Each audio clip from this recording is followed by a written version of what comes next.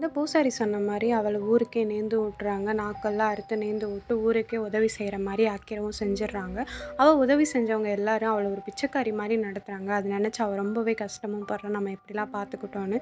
அப்பதான் ஒரு நாள் ஊர்க்காரு ஒருத்தவரு நடந்து வந்துட்டுருக்காரு. அவர் தான் அவள இது பண்ணியிருப்பாரு. அப்பதான் தெரியுது, அவன் கூட சேர்ந்து தான் அந்த பூசாரி தான் எல்லா வேலையும் பார்த்துருக்கான். அவன் மேல பழி போட்டு சொத்துக்காக ஆசைப்பட்டு பழி போட்டு எல்லா வேலையும் பார்த்துருக்கான்னு அப்பதான் தெரியுது. அவள கொல்லவும் வர்றான். கொல்ல வரும்போது அப்புறம் தான் தெரியுது, அவன் வேலைக்காரனும் சேர்ந்துட்டு தான் எல்லா வேலையும் பண்ணியிருக்கேன் அப்படின்னு. அப்புறம் அவங்க கொழுந்தனார் வராரு. கொழுந்தனார் வந்துட்டு, "என்னங்க ஆச்சு? என்ன இப்படி ஓடி வரீங்க?" அப்படின்னு கேட்கும்போது தான் தெரியுது, பின்னாடி இருந்து அருவாள வச்சு வெட்டிறவும் செஞ்சுடுறான்.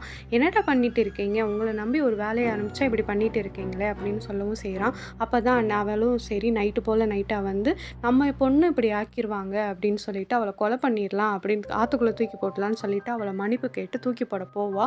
எல்லாரும் ஊர்க்காரங்கலாம் சேர்ந்து அவ தான் குழந்தைங்கலாம் கொல்றவ அப்படின்னு சொல்லி ஊரே எல்லாரும் சேர்ந்து அடிக்கவும் செய்றாங்க. அவ நல்லதுக்காக தான் பண்ண நெனச்சிருப்பா. ஆனா அவங்க இப்படி பண்றத பார்த்து ரொம்பவே கஷ்டமும் படுவா.